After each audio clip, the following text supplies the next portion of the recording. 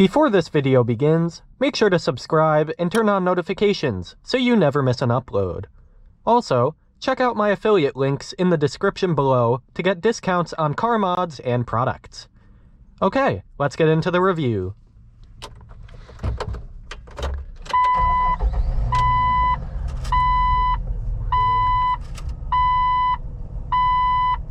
Hello and welcome! Today we are inside of a 2006 Jeep Wrangler Unlimited.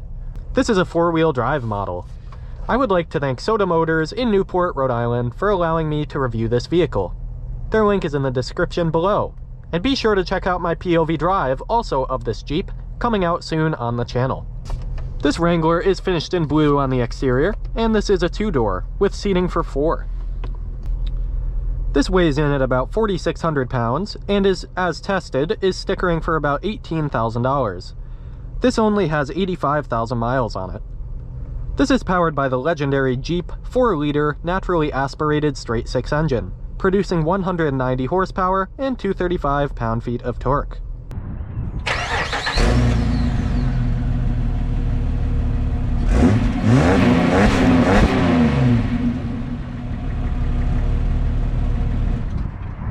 This achieves 13 miles per gallon city, 16 on the highway, and about 14 averaged out. This does have a 19-gallon fuel tank. This rides on oversized 17-inch wheels with massive 305 tires on them. They look great and they give it amazing traction and grip. This does have front vented disc brakes and normal disc in the rear. This is capable of towing up to 3,500 pounds and has a 750-pound payload. This does have also the hardtop. On the exterior, this is a second-gen Wrangler running from 1997 through 2006.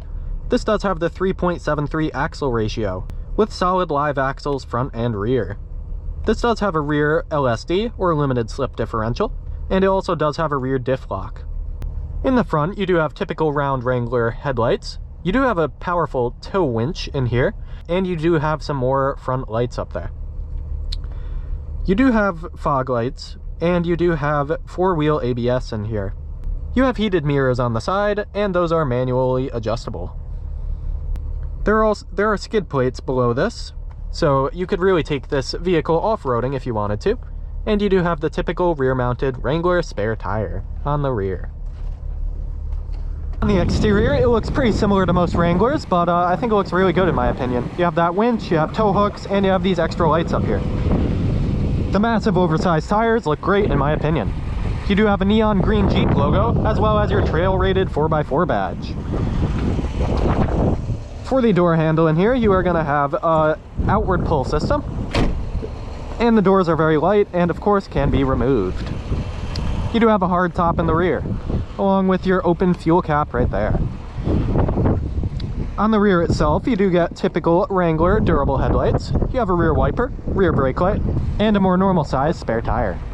You do have tow hooks in the rear, and you also do have your single exhaust and your tow hitch. As for the side profile, I think it looks pretty mean and powerful. It stands tall, but it looks very meaty. And once again, it has skid plates below, so this is an off-road capable Wrangler. And you get your old style antenna on the left. Let's hop inside and check it out. So, opening the door, you do have crank windows, which is good if you are going to be off-roading this. You don't really want so many electronics that could get damaged. You have a rubberized handle right here for a pull bar, for more of a pull step-in handle, and you also do have a plastic handle here. You have a locking mechanism, but it is manual. You do have a grab bar inside of here, so that is nice to step in. You have a fully manual adjustable seat in here, and these are both cloth for the front, driver, and passenger seats. To the left of your steering wheel, all you get is a climate vent. It's a bit of a high step-in, but it's manageable. I'm 6 feet tall and I can do it just fine. Inside, for your steering wheel, you get a minimally bolstered steering wheel. It is a leather-wrapped one, feels pretty nice. On the wheel, you do get cruise controls, and that's going to be about it for here. You do not get volume rockers on the rear. For your gauge cluster, you do get full analog gauges, including your battery, fuel, tachometer, speedometer, oil temp, and your engine temp. And this wheel is tilt, not telescoping though. You do get your hazard lights right in there in the center. In the center console area, you do get some climate vents up here. You get a pretty typical Radial header for the era in a Chrysler product. You do have air conditioning down here. It is single zone, and you have a lot of different modes for that. All those are right there. You have oversized buttons for a lot of this, which is nice. And they are all, of course, going to be hard buttons. You also do have a 6-track CD changer in here. For the dash and all the materials all around, basically everything is rock hard plastic, but that is okay because obviously this is meant to be off-roaded, and you can wash a lot of this very easily if it were to get dirty. Down below all that, you do get a rear defroster for your rear mirror. You do get a rear wiper and wash control, and you get an overdrive on-off button. You do have a power outlet down there with a 9-volt, and right here you do have another connection. You have a storage bin down there. You have your 4-wheel drive modes here, including 2 high, 4 high, neutral, and 4 low. This is the automatic, so your transmission shifter is going to be right here, and that is like so. You do have an e-brake right here, so you can activate that like so. You do have 2 cup holders also in the center. Right here for your armrest, it is not padded, but you pop it open like this, it is lockable, and you get a little bit of storage in there. That is nice to have. To the right, you do get a non-damped glove box right there, so that does its job, it does everything it's supposed to. You do get an auto-dimming rear mirror, which is nice, and that displays your compass and your exterior temp. For your visors, they are extremely basic, but they get the job done. They do not extend, though. I wish they extended. And up here is top. That is removable. In the rear, you do get a bench seat for 2 more passengers, and it is not the simplest to get back there, but I will crawl back there right now. Alright, so sitting in the back here, I am 6 feet tall. I still have a good bit of headroom, and for knee and leg room though, it's not that much. I can't really put my feet all the way down effectively, but it is pretty roomy to the exterior here because there's not too many creature comforts back here, so you actually have lots of elbow room and headroom overall. It's really not too bad being back here if you're a small child or something, but overall for most adults, you can't be here for too long. However, it is definitely doable.